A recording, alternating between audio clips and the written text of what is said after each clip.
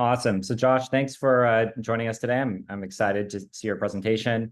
We have a similar background in terms of both like completing the PhD and then getting the fuck out of there as fast as possible to do something joyful and rewarding instead. Yeah, And the Boston to SF transfer. yes, so we've kind of bonded over that shared history slash trauma. And I'm excited to see your presentation about what you've been building. And I think this is like really a good fit for the seminar group because by definition, we're a bunch of people who read a lot of papers. So hopefully you can show us how to do it better. So with that, I'll let you take it away. Thanks for joining us. Super. Yeah, nice to meet you all. Yeah, I guess this is really casual, so feel free to jump in with a question or whatever at any time. Also, I'm going to give a disclaimer. Of course, we're in the middle of YC, so we have very little time. We have to be hyper efficient. So I'm actually going to be reusing a presentation I gave to a biology group like last week. So it's not going to be super technical, but I think that's actually you kind of like remember more from a talk that's more conceptual and high level anyway. So what I'm going to kind of do is first go over a little bit of just kind of the thought process my co-founder and I had when we kind of approached this problem and why we kind of honed in on what we did in terms of it mattering to people, but also being achievable, given current language model technology. And then kind of a little bit overview of also if you guys want to hop on and try our system out, how it works. Does that sound like a reasonable outline? Then we Yeah, can that take sounds great. By the way, you may want to go to full screen because we're seeing a little Google Doc thing, like view slideshow or something. see enter full screen. Oh, sorry, that just right. Yep, here we go. Okay. Perfect. Look good? Okay. Okay, so usually when I give this kind of a talk, I ask people like, how many of you guys actually say talk with ChatGPT or Claude like on a regular basis, like multiple times per week? Probably most of you guys, right? It's super helpful for getting background knowledge and kind of like filling in things that are pretty common knowledge, but things you personally don't happen to know about, right? So when I'm doing a startup and I all of a sudden need to know about tax issues regarding my C Corp or something, the first thing I do is go here because like that's a pretty well understood topic. And I know nothing about it. So it's a very easy way for me to kind of like have a big delta in my understanding going from like not knowing anything to knowing what like, a lot of people who are not me already do know, right? But when I've surveyed people before, usually what happens is they're like, okay, I use LLMs for those parts of my life which are kind of like common knowledge I'm trying to acquire, but it's just not very useful for actually helping me on my cutting edge stuff, right? So if I'm doing something for work, if I'm trying to explore a new topic for my research or whatever, it's just not that helpful, right? You try to ask it those more kind of advanced and complex questions or for help on a project, and it's all of a sudden not gonna work as well for you. So this is the kind of problem that we're trying to address, is make these systems like more relevant for your actual work, at least in some way. So yeah, so two key ideas will kind of come back over and over again in this talk are that LLMs on their own, they're amazing for common knowledge, getting you up to speed on basic stuff, but they're not domain experts, and they probably won't be for a long time. And the other limitation they have, which makes them difficult to do everything you'd want them to do, is that they have this limited context from a context window, right? There's only a certain amount of documents you can cram in and have them pay attention to at the same time, right? Again, because you only have a certain size of neural net, a certain set of weights you can use on that. And so you can't have it pay attention to more than a certain amount at a time. And that limits how much context it can bring to bear when it actually formulates a response for you. And that's why using them for like agent-like tasks usually ends up breaking down. So again, you should be using this all the time for high-level brainstorming, filling in knowledge gaps on basic things, and then specific finite context tasks like writing snippets of code or writing a poem, something where you can provide it all the context necessary for its output to make sense given that input. But it breaks down when you ask it for like to write a whole paper for you, for example, right? Because like the way you want to phrase the intro is usually going to be dependent upon tons of stuff, right? Like things like what you know about how all of your colleagues in your field are going to perceive this and that, right? And tons of different papers. There's kind of a lot that goes into it. So on those kind of like more important and tasks, it breaks down. So kind of the outline we'll go through here. We'll first of all just establish a few concepts and facts about LLMs and their limitations. Then we'll talk about our perspective on kind of like the overview of AI and science in terms of automating intellectual processes and research. Where's this kind of going? How should we think about what we'll be able to do in the next few years? And then a little bit about how our deep literature process we developed works. So LLMs, again, this is more for the biologists. I assume everyone here kind of understands this, right? What you do is you end up taking some essentially words and you turn them into vectors in a very, very high dimensional vector space that you can actually express relationships between them, right? Well, I don't think that the slides are working for us. I'm also just seeing slide 1. Oh, no, really? Oh, shoot. And it never really went to full screen for me. So it might be if you have I'll try again. So for some reason, when I push the slideshow, it's not actually showing for you guys. Yeah, I think you need to just do like view and then enter. I'm seeing what you do now. So what happens if you do presenter view? Okay, that's working. Now you're good. Is this working now? Yeah. Okay, totally working. Oh, shoot. Okay. Yeah, thanks for catching that. Okay. Yep. So as you guys are probably familiar with semantic vectors, right? I'm assuming everyone is. Is anyone not familiar? I think you're good. We got a quiet audience, but all right. So you guys can hop in with a comment anytime. So right, so we take these words, we embed them in a very, very high dimensional vector space, which simply allows us to express relationships between them, right? And then at a very, very high level, the LM is simply a sophisticated, specific neural net that's like many layers deep, which allows you to take a certain amount of words as input and then predict additional words as an output, and it kind of recursively generates token after token in response to whatever you put into the context window. But again, you can kind of, just by looking at this very high level structure, see what the issues here are here, right? You only have a certain amount of weights that you can train, right? You try to feed as much text as you can in during training and the whole internet if possible, right? But you can only store a finite amount of information within the weights of the neural net, right? So you don't actually end up memorizing everything, and you don't have perfect recall, right? The recall is not so great. So you're never going to be able to actually like pull out particular pieces from research papers just by asking the LLM raw, like, hey, there was a research paper by blah, what did it say in the 4th paragraph? It can't remember all that, right? It has to actually condense, right? The whole point of the LLM is it's kind of like a condensed representation of a lot of text that it was trained on. And so it remembers like basic things. It remembers things that show up a lot, right? So if you ask it about, okay, who's Obama? It remembers that because it's seen that so many times that it was kind of like plowed into it. But the edgy stuff, the kind of stuff that researchers are interested in, which is always the kind of like niche and things that there's only a few papers on because you're trying to make an actual advance, that's never going to be effectively represented in the weights of the neural net. So you're never going to be able to just talk with an LLM directly and pull that kind of information out and insights on that. And again, the other problem that you have here is this limited context window, right? So again, if you try to have the LM do something more sophisticated and string it together in some kind of agent-like pipeline, this is the main thing that you have to worry about. Maybe you're like, okay, I'm going to go have it find a bunch of papers for me. I'm going to have it create a plan to do that and whatever. It can only kind of like store so much in the context window. So as it starts to do those steps and remember what it does, it starts to fill up this context window. And then once that gets full, it can't know what to do next. And so that's the issue with things like you might have heard of like agent GPT, some of these other like LLM wrapper agents.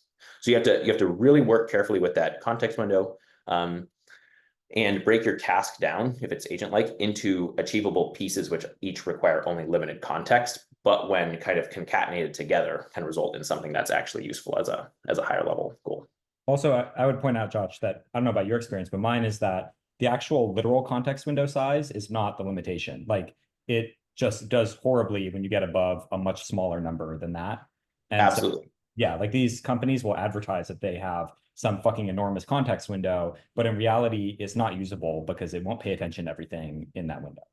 Yep, exactly. So you should think about this as like there's like a limitation on, say, high quality context window, right? So here's the thing: is you could have let's say anytime you trained a model and it has a context window of like X big, right, and it's like really high quality. Well, you could have just made the decision, hey, we're going to actually train like a context window that's 10 times as big. But if you did the same amount of training data on that, right, you have way more parameters necessary when that context window is so big. And so it's going to be lower quality. It's not going to have the same quality. So there's kind of like a context window size versus quality, like trade-off curve at the end of the day, right? And so just because someone says they jacked up their context does not mean that it's doing a great, like that same quality of job across the 10 times bigger context. Exactly.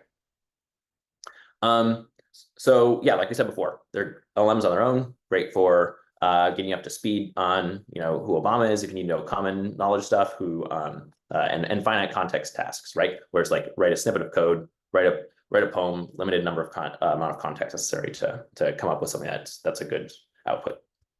So that's why them on their own, LMs on their own, and LM agents are not going to immediately replace everything you do as a scientist. Okay. So kind of why we decided to kind of steer away from just working in physics when we finished our PhDs, my co-founder and I, was that we're really, really excited about the future of automating intellectual work, specifically in research. And one thing that motivates us to do it in research, as opposed to say any other field, right? Okay, we could dive in and try to do something for law or something for patents, even, or whatever business, those kind of things. Imagine if you just completely automated all of law. Like, obviously that would be very successful business. We wouldn't need people to be lawyers anymore.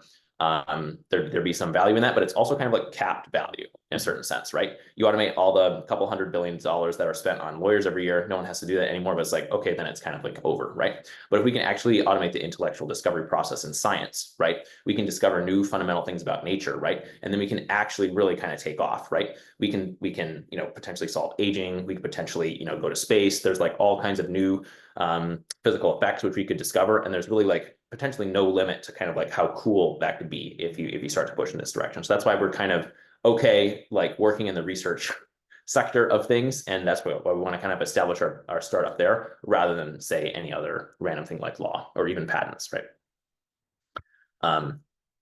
Oh, sorry, let me just move this so I can see you guys.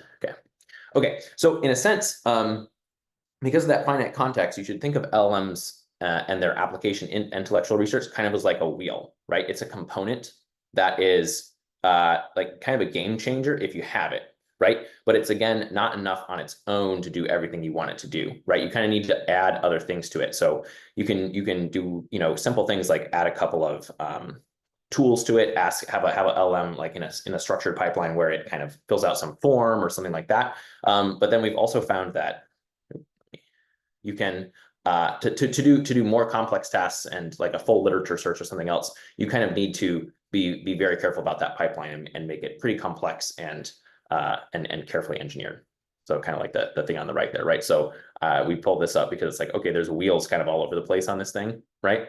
This thing on the right wouldn't work without wheels, right? But you also realize like the wheel itself isn't going to do the heavy lifting for you. You kind of need to combine it and engineer it in the right way with other ideas and algorithms. So, okay, so again, thinking about this finite versus finite context issue, you can see like we've kind of made a list of things on the left, which LLMs are already doing pretty well at for science, right? So if you just need to summarize something, right? If you write a snippet of code, pick out some citations from some papers you upload, extract some data and organize it into a table or something like that, right? All those things are pretty doable, again, because of the limited context required. The things on the right, these are the tasks that we're still doing as humans, right? Like are really kind of like deep synthesis and search of things from many different sources, right? Identifying important questions and hypotheses, right? That kind of like takes a lot of other context. You need to know what are experiments saying, right? What does the community kind of like understand about this problem from a lot of work on it over time, right? Writing an entire paper, right? Designing an experiment. All those things are too hard, right? Require too much context to actually do the right thing for.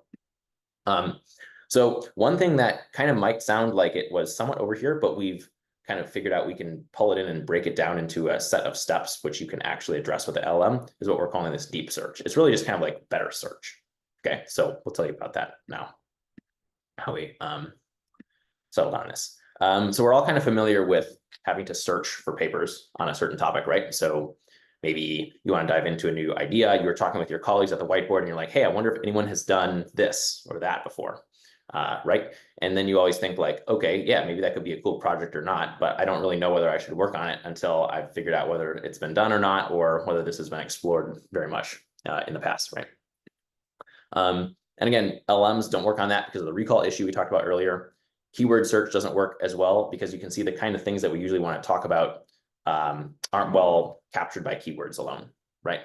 We're all familiar with struggling on Google Scholar, where almost nothing that comes up is relevant, right? So we're actually in this habit of breaking down the complex things that we want to ask a search engine into just a couple of keywords, right?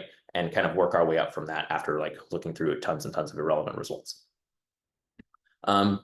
So what we kind of thought through to build was something that kind of mimics the way we do this as humans, right? So usually what we'll do is we'll do some searches, right? We'll start to gather some kind of tangentially relevant results, right? And then we'll kind of learn based on that, right? And see how things are described and like build an understanding of what's going on roughly. And then we'll classify the kind of the papers that we've seen is like, okay, these 3 were kind of helpful. Those ones were like totally off base. And I was just scanning through those. I'm going to narrow it down to a few. And then I'm going to use what I kind of saw in those in order to construct additional searches to pull in more stuff. And you kind of like work your way through the literature in that way, right? So that's kind of the steps that we take with Undermind. So we do a few basic semantic searches, right? Vector searches. Essentially take your query, transform that a little bit, turn that into a big vector in a semantic space, compare that to right now we're searching essentially all of the abstracts that are out there for all the major published journals, and turn those in a certain way, transform those in a certain way, turn those into vectors as well, right? Compare in vector space, which is just a kind of like a rough way to start, but it gets you in the right area. And then start doing classification with LLMs, right? Because the LLMs can do this classification subroutine very well because this requires only finite context, right? Here's what you want. Here's a chunk from a paper. Is that chunk about the thing you were asking for, right? And it can tell that reliably, even if it's not using the exact same words or whatnot, right? If it's a high quality element, it can be like, okay, yeah, you were asking for that. This paper is about this. Yeah, this is one you should know about, or it's totally not what you're interested in. That's pretty good. It's a finite context thing. And then we just adapt and repeat, right? So we'll read parts of papers and see how they talk about other papers, right? Follow citation rabbit trails, and also do additional semantic searches based on what we've gathered so far and identified as like definitely relevant. And that helps you very efficiently kind of move through the database in like a tree search kind of a way, where you start with some semi-relevant stuff and then you quickly can from that kind of like branch out and continue to gather everything else that will be relevant.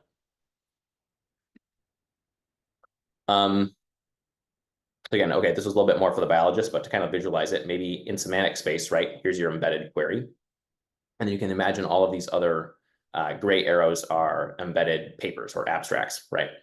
And the overlap between them gives at least some estimate of what the probability of relevance is likely to be, right? It's not perfect, but you can imagine maybe these red ones are some relevant papers out there in semantic space. The black ones are not. They just kind of sound like they are. So they're similar in semantic space, but not actually relevant. So you can kind of start here with the language model and then iterate your way out, right?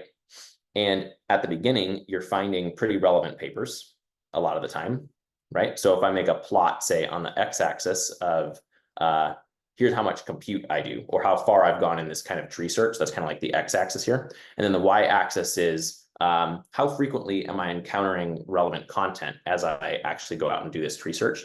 You can actually see this saturation kind of effect, where at the beginning, you're getting a lot of stuff. And then as you keep going further, you end up kind of like curving over. And this is what allows our agent, if you will, to kind of like go out and do a search for you and then give you a sense of like, okay, is this something that's been highly explored or not in the literature, right? Have we seen this kind of saturation effect occur? And then we can estimate, okay, yeah, on your topic, there's probably only a few things that have been done, or no, your topic's been super explored. There's hundreds of things. Here's a whole bunch of them.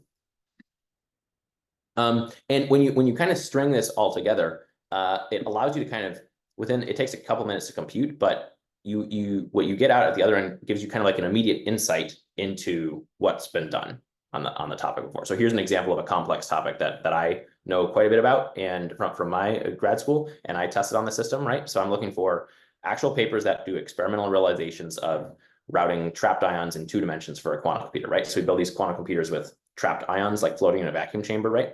And sometimes what's helpful to do is move them around, right? So you can do gates between different pairs of ions when you bring them close to each other, right? So you have to shuttle them. And this has been done quite a bit in 2D. So when I ask it for 2D, it's like, yeah, we did some compute. So out on the horizontal axis, we computed. On the y-axis, yep, we found a bunch of stuff. There's like a bunch of papers that have actually like experimentally demonstrated this, right?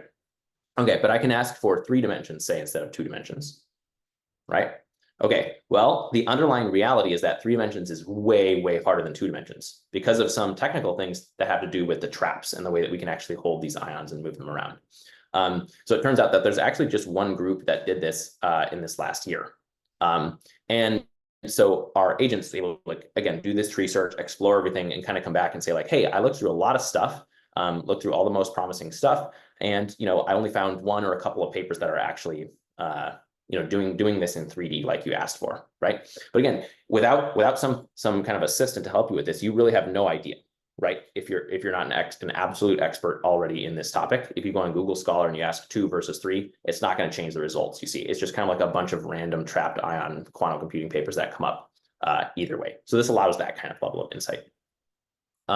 Yeah, and we actually did kind of a benchmark. So we took hundreds of user queries that people submitted into our system, which are like, they're fully phrasing exactly what they want. And we tried running them on our system and see what we found versus running them on Google Scholar and see what Google Scholar was able to find.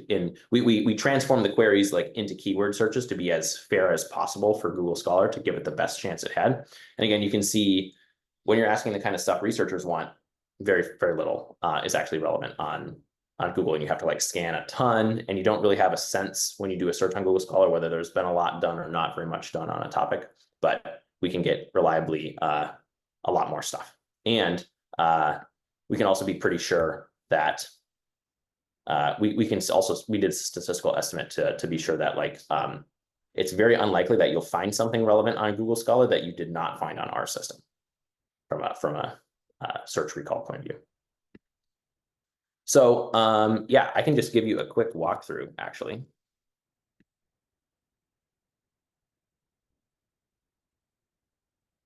Of how our system works if you want to try it out. Now, I'm actually kind of curious how you guys are going to think about it as a math. I would suspect that it's going to do much worse on like extremely mathematical topics compared to what like biologists want, right? Which is kind of like describing stuff about like some proteins in a cell or something like that. But to just give you a quick run through, what you're going to do is you're going to talk first with this chatbot. And the reason we set this up is just because we want to encourage people to try searches that are more complicated than keyword searches. Okay, so you can first just, ask this for something like, here's something I worked on in grad school was like laser cooling ensembles of cold atoms to quantum degeneracy or Bose-Einstein condensation without using evaporative cooling. Right? So that's like some experimental thing I was working on early on. And you can see it's going to chat back with us to make sure it understands what we want, right? So I've actually put in something that was pretty specific. But again, a lot of people will show up and put in like 4 keywords because they're, again, in these bad habits from keyword searches, essentially. So we'll chat back and forth, and then we'll create a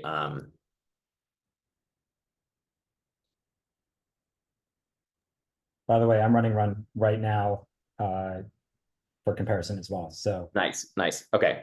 So then, yeah, you do this, you submit the deep search here, and then it's gonna like crunch away for a little bit. And then when it's done, it'll give you a search report.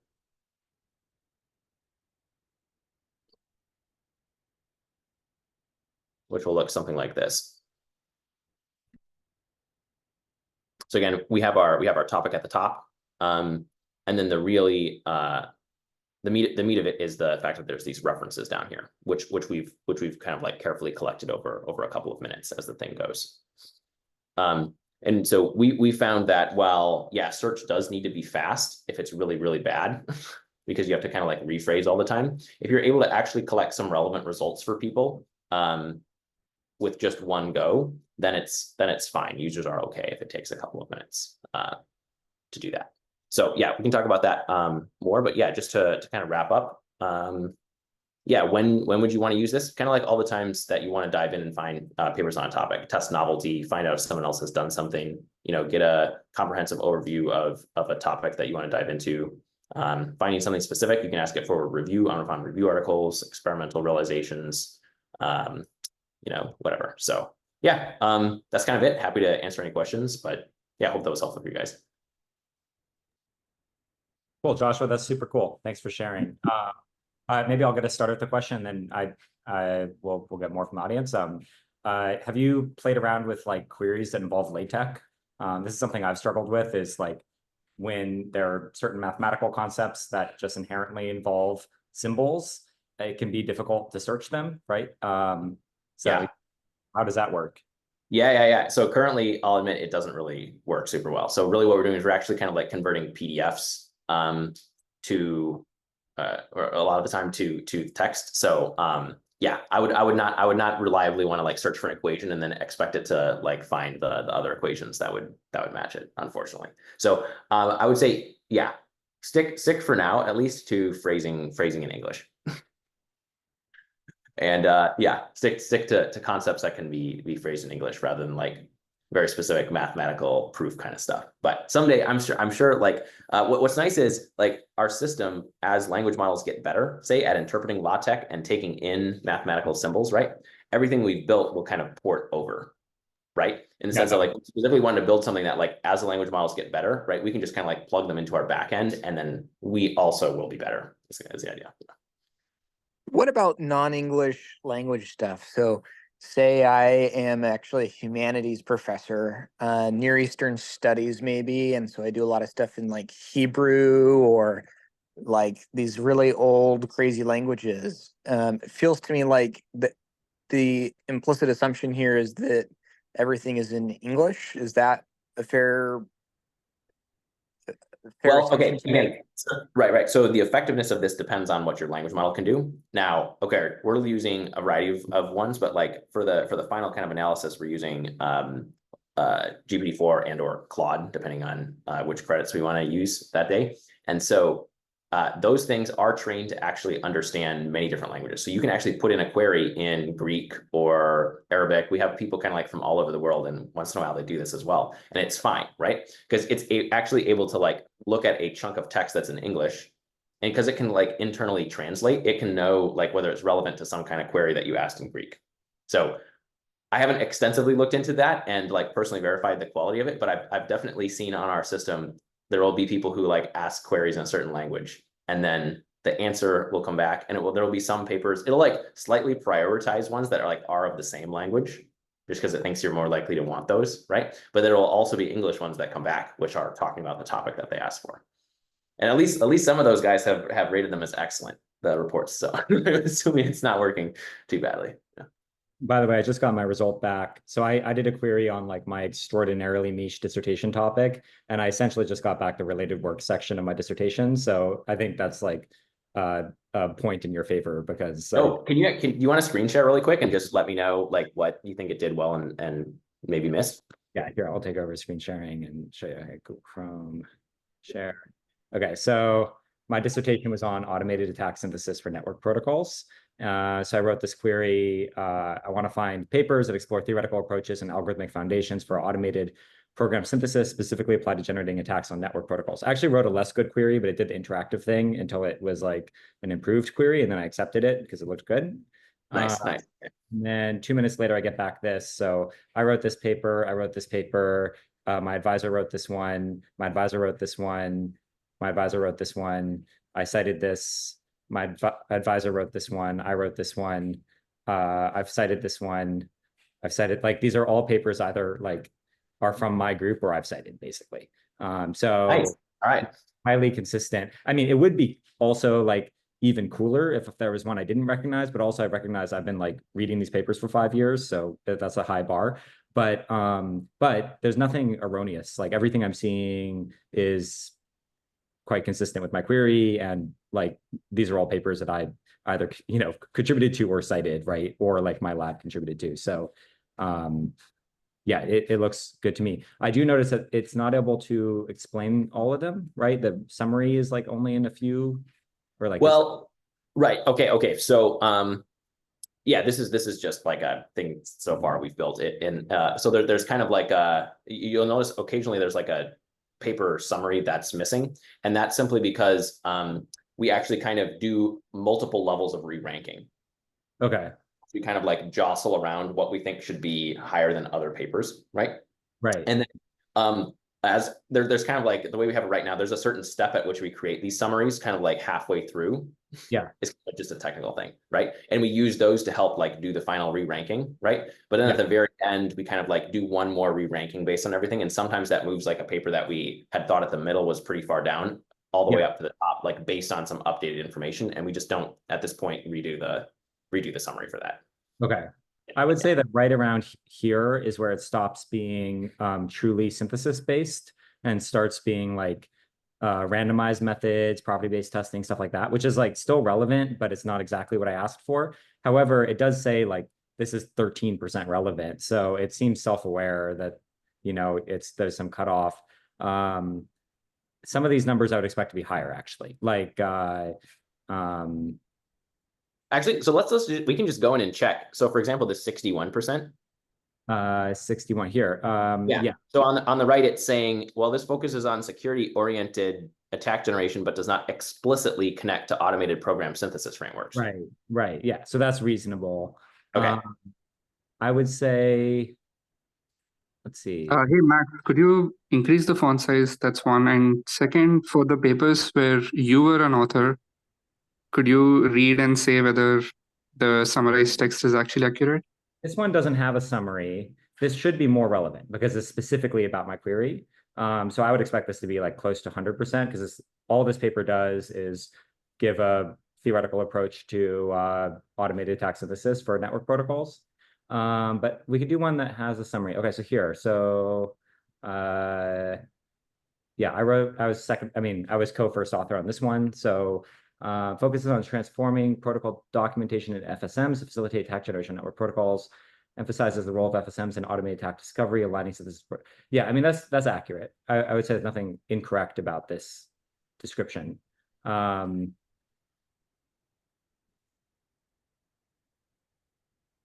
would say, yeah, all three of these descriptions look right. I didn't write this one, but I know the paper quite well. So yeah, low sample size, but the descriptions seem reasonable to me. I am surprised at the low relevancy score for this paper, but it might be a keyword thing because I said distributed protocols here as opposed to network protocols. So maybe it's getting hung up on that. That might be the problem. Does this one have an abstract in there? Let's just double check it has it. Yeah, click show abstract. It should. No, on our system, just click show abstract, see if it has it. Oh, okay. Show abstract. Okay. So the issue we do have a problem with like some of these actually because it's Springer. I noticed as well, right? There's some weird thing with Springer where there's like we are missing the abstracts of some of the Springer journals because of some weird publishing thing. Okay, and then you seem aware that there's an archive, so maybe you could have a fallback where you check the archive. Yeah. That would be good to do. We just haven't done that yet. Yeah, there's a million low-hanging fruit to work on a project. Like, yeah, I know. But you're probably right. If that thing was really about it, it's probably not ranked as high because it wasn't able to read the abstract and tell what was going on. Yeah. Okay. Yeah. Cool. Hi, it's Maciek. I have a clarification question. Sorry. So did you say that initially the triage is done based on the abstracts only, and once it passes this triage, then you look into the whole, contents of the paper? Okay, so the current system uses only abstracts plus certain pieces from the full text, where we zone in on parts like sentences from the full text where the papers cite other papers. I see. Okay. So we're pushing to include full text as well. It's just not. Yeah. So I haven't used your product, but I'm curious about two things. One is like the sort of the best and the worst experiences in doing literature searches is that you look for something and then you see what they did this in category theory 30 years ago, but you only like discover it because they use in a different field, they would use different keywords, completely different keywords. And you get it because of someone wrote a lit review somewhere and somehow it got connected. And my concern would be that maybe this wouldn't be picked up only if you read the abstract. And similarly, if I was looking for, say, what are the disadvantages of a certain research method, usually like authors would hint at them in the discussion section. and not necessarily in the abstract. So then if there wasn't a paper about some drawbacks of some method, maybe your search engine would miss those. Totally agree. Stuff that's in the main text only and not in the abstracts we can't catch without the main text. So yeah, we'll expand it eventually. We found that 90% of what people actually ask for, though, like they're mostly interested in finding papers that are like mostly on that topic. You know what I mean? And so the abstract is like a good like 80-20 for our current prototype. So yeah. Okay. Well, maybe they know that you only use abstracts. Yeah, I think a lot of our users are not aware that it's only abstracts. Okay. But they're still happy because there happens to be like a 90% overlap between what they do happen to want, right? And the fact that it's abstracts. So yeah. Okay, awesome. Sweet, thank you. Yeah, totally. Have you thought at all about how you would approach the problem of searching for equivalent results in other fields? This is something I've really struggled with. Like, I want to look for some fundamental algorithm, and it could be called something completely different and used in biostatistics or something, but like is isomorphic to the problem I'm solving. So I want to know, are there people doing something applicable in other fields that would solve the thing I'm trying to solve? That seems like a really, really challenging problem to me. Have you given it any thought? I mean, so I think this sounds like a somewhat of a rephrasing of the question of like, is it able to find stuff that people wrote about in a way that doesn't match how you asked the question, but is still actually relevant? Really doesn't match, right? Like let's push that boundary as far as possible. And I almost feel like probably whether or not it can right now is irrelevant. It's like more a question of, is that even a solvable problem is what I'm curious about. Like, do you think that there is a way to approach that problem, perhaps with some other cost trade-off that like could yield good results? So I think semantic embeddings themselves do a reasonable job of at least like clustering stuff together that's talked about in different kinds of ways, even if those like are fundamentally the same underneath, right? So at least at the level of like, there's two keywords. Like imagine there's two keywords which like almost mean the same thing, right? Like a keyword search engine is going to struggle much more at like bringing up if you put in one keyword, the other word, compared to like semantic embeddings have been specifically trained to like align those two words like in the same spot in semantic space, right? So I would say like you should conceptually think like, okay, to whatever extent semantic embeddings would have been trained to realize that these things mean the same thing, then this is probably possible, right? So let's say if it's commonly understood that, you know, two terms could refer to the same thing, then this is possible to do. If there's only like 5 niche people in the world, right, working on some very specific jargon, right, that would not have been able to be trained into the language model or the semantic embeddings to realize that those are the same thing, then it's going to struggle. So one way you could think about it is like go on GPT-4 and say, ask GPT-4 like, hey, is X the same as Y, right? And if it's able to explain to you like, yes, they're the same and here's why, then something like our system is probably going to do a pretty good job to find Y, even if you ask for X. The specific example I'm thinking of is from communication complexity. So communication complexity concerns what is the minimum number of bits that 2 players or n number of players would need to communicate in order to accomplish some task. And it's very cool, very, very, very hard field. And there's a fundamental result in communication complexity that allows you to do an upper bound on the complexity of a particular type of algorithm based off graph theory. And that result was originally proved in a like electrical engineering paper. And the paper was about how many wires you need to go across between 2 components in a chip. And it was like an isomorphic problem to the problem in theoretical computer science. And so it's one of these like folklore citations where you have to like ask around to find out what, or read a lot to find out what the original proof is from, because yeah, it's fucking weird and you wouldn't find it if you were like Googling the right keywords. And I would have saved a lot. Does the later work like cite this thing? Some things do, some don't, because it's like some of these like really commonly known proofs, people just don't even bother citing. So, but it's only commonly known among the like, 400 people who study it, right? So right. Okay. A real challenge.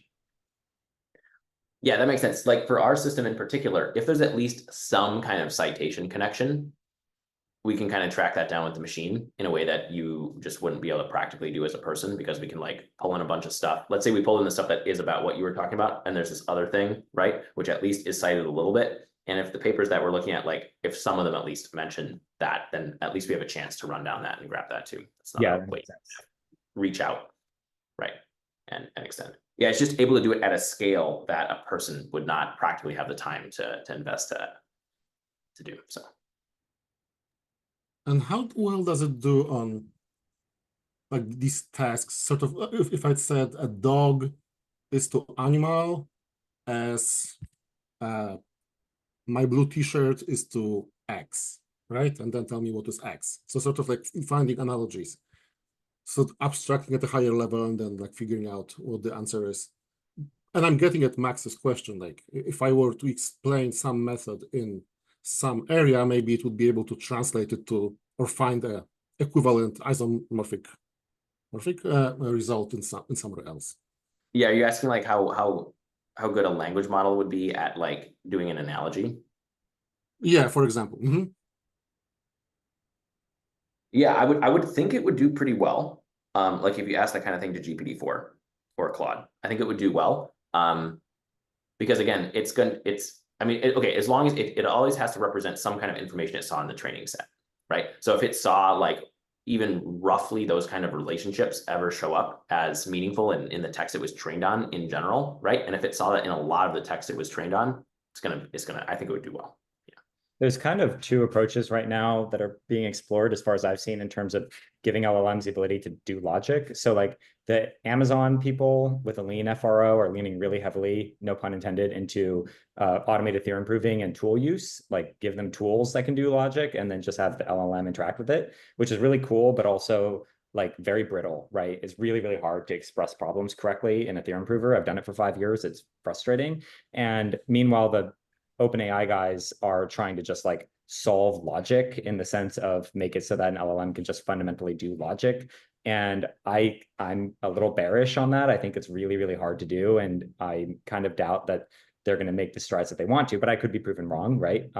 So we've both been at these events where there have been hints about how like the next LLMs are going to be able to actually logically reason. I'm very curious to see how well, or that bears out. But for people who have not like that's kind of I think the inside baseball at the moment is this open question about whether or not the big companies are going to crack that code. I would say, like, my personal opinion is that it depends on how much reliability you need. Okay. Right. Like, I like the current language models can like do logic and reason in a certain sense of like, if you give them a syllogism, they could finish it. You know what I mean?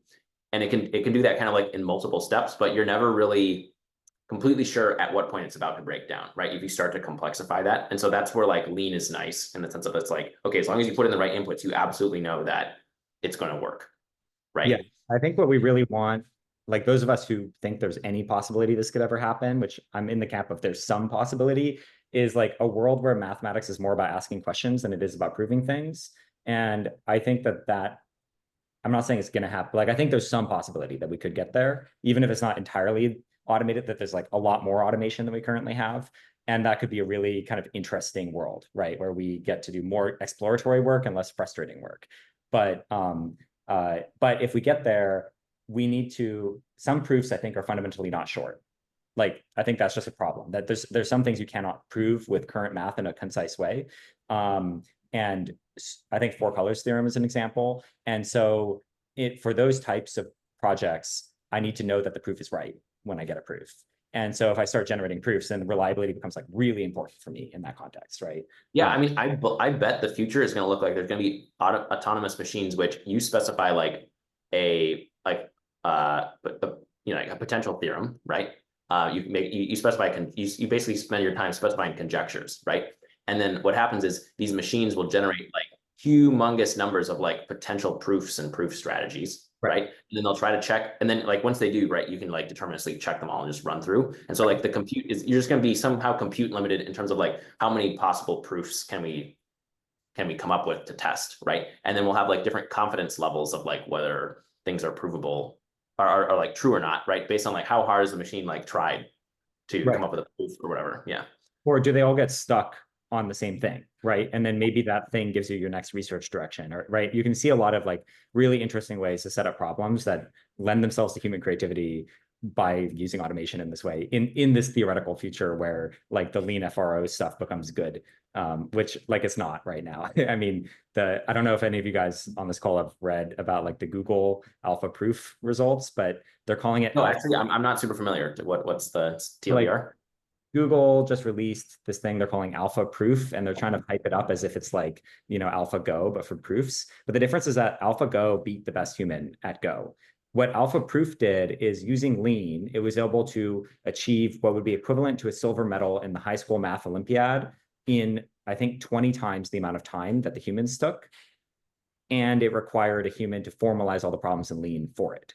So humans did the formalization, and the computer took 20 times what a human took and got silver medal at a high school level. So that's like so many caveats. It's just an infinity away from being anything like AlphaGo, right? Which is just fundamentally better than any human is or likely ever will be.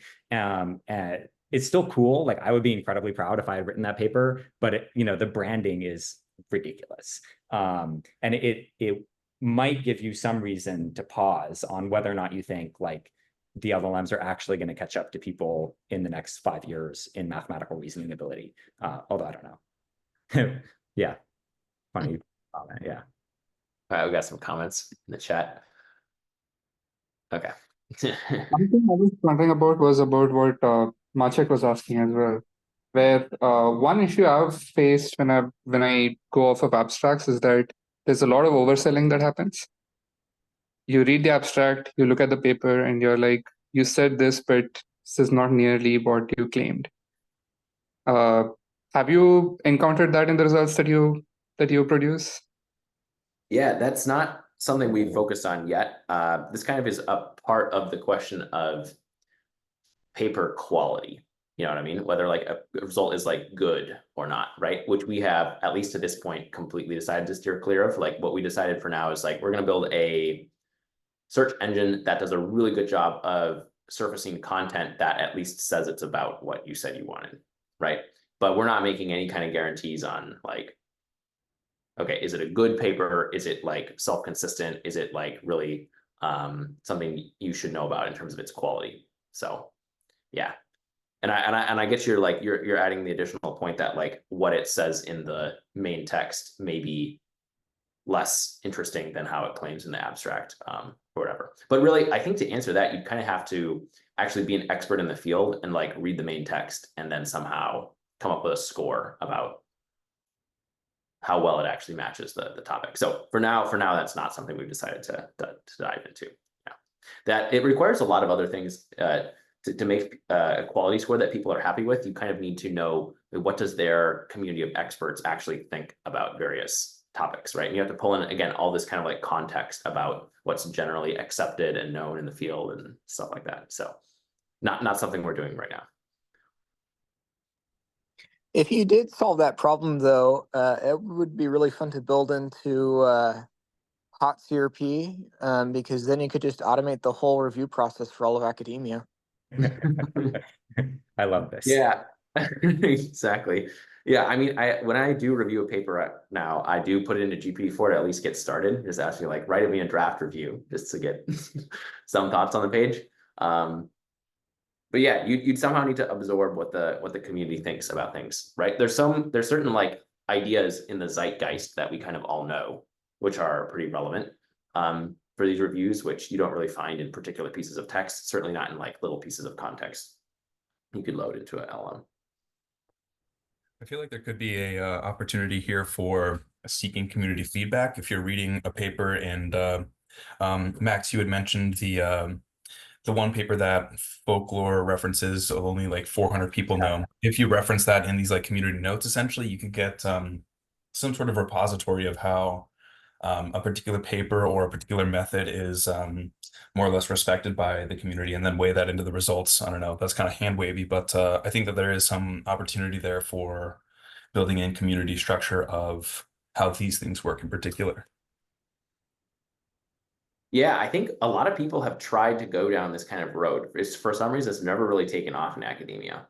So in my specific niche field of kind of like, well, okay, a few projects I did were like more hardcore kind of quantum information science. there's a place called like SciRate where everything that comes out in the archive is kind of like commented and voted on every day by all the other quantum information people. So you can kind of look at 5 things instead of, you know, everything that's posted on the archive every day. So that I know that's successful in very niche fields, and that's one example. But for some reason, this hasn't really taken off in terms of academia overall. I think ResearchGate was trying to do something like this. I think they were hoping to be kind of like the place where everyone would post their papers and everyone would ask everyone else for copies of them and to comment on them and kind of have a public record of thought on the papers. But I'm not really sure. I'd be interested to explore why, but it hasn't really taken off. Yeah. Yeah, ResearchGate sucks. I think that's why it's just not good. Maybe their UI isn't right. Like if the product is good, people might use it. Wild opinion. Yeah, but like no one wants to have a public record of what they think about someone else's paper. Like this, Right. unless you just then it's LinkedIn, right? Oh, amazing work. We need Yeah, a yeah. 4chan for research. That way everyone can put whatever comments they want. Say again, sorry, I missed you there. We need like a 4chan for research papers. So that way anyone can post whatever crazy shit they've got. It should be anonymous thoughts. Yeah. Yeah, because if you have a valid criticism to post anonymously, that seems reasonable, right? Oh, and this actually reminds me, the Society Library is another project that's doing essentially debate mapping. Given a complex topic, they find all the takes on this, and then they're able to break those down into simpler and simpler pieces to how would you say? I guess what this brings up is if those simpler and simpler pieces are easier to verify, then you could, how would you say? Yeah, check to see if any of these takes are actually sound or not. And I feel like this would be a nice implementation of that as well for this sort of debate about papers and whatnot. I'm just spitballing here, but yeah. Yeah, that sounds like something a math person would say in terms of like I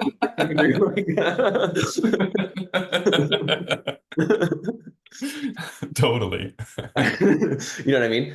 Whereas like I think in a lot of other fields, physics somewhat too, like a lot of like the evaluation of a math paper often comes down to like, is it correct or not, is the main thing. You guys spend a long time in peer review, kind of like verifying proofs and stuff like that.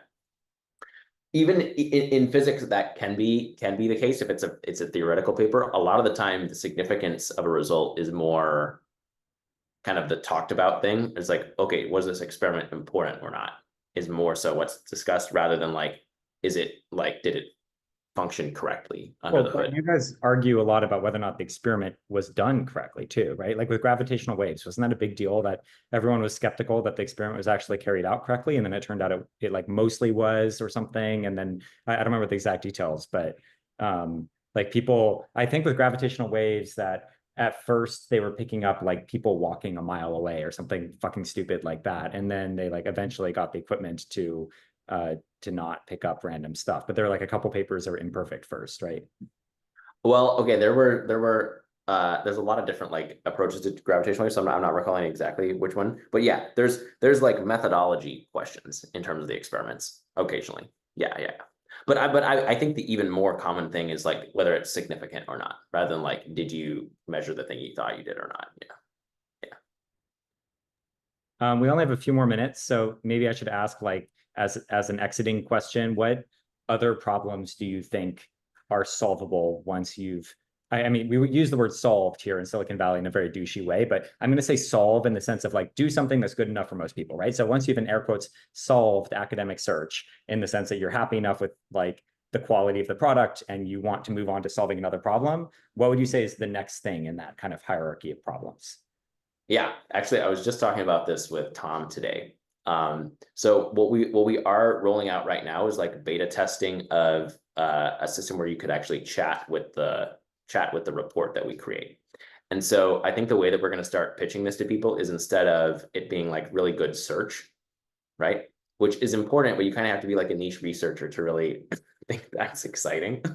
Right? Well, we're gonna brand it now as like, okay, you're gonna like grow a specialist agent over a couple of minutes, right? And really all we're doing is like good search to actually gather the stuff. But you can imagine that like if you looked at the report that Max made, right?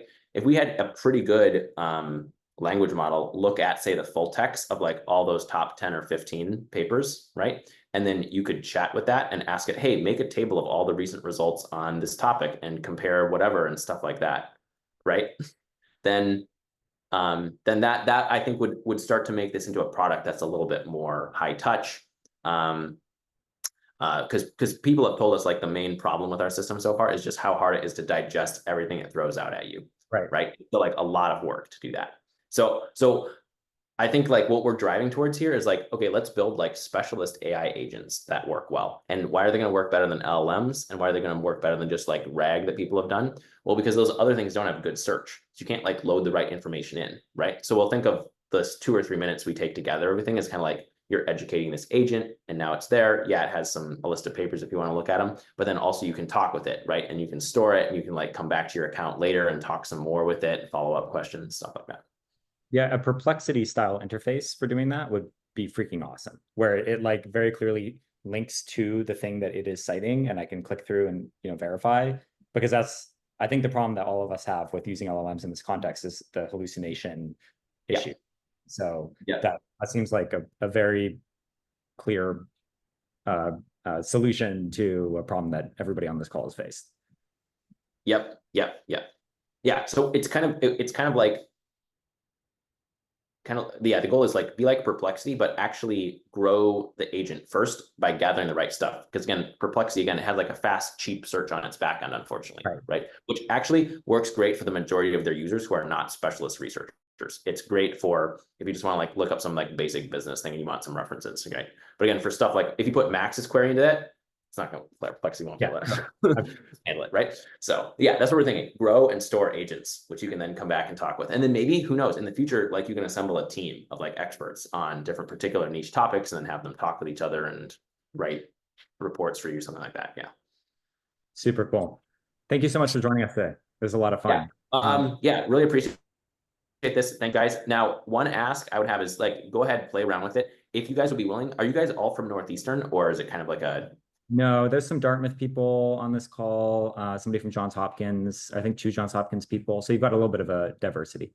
Awesome. Yeah. So I would say if you would be willing to like help us out a tiny bit, we are growing pretty well. We now have like thousands of people on the system all the time, which is awesome, but we're trying to push that as hard as we can. So if you guys would be willing to like write a little post in whatever the biggest like Slack channels or email listservs, just say like, hey, try this thing out. It was really cool. You guys should give it a shot too. We found that that's pretty effective at like just getting this awareness for researchers. And they usually really appreciate it too, if they hop on and like, wow, yeah, that was actually pretty helpful. Yeah, so, yeah. There are reports that you generate like I did, right? I put ours in our Slack. So that's also exactly. Like a little virality hack you've got going. Exactly. Yeah, people love the ability to share. So if you want to do your own search, share it with people, just tell them, point them to our website. I think it'll be good for us and they would love to know about it too. So yeah. Awesome. Thank you so much. Yep. Thanks a lot, guys. Yep. Take care.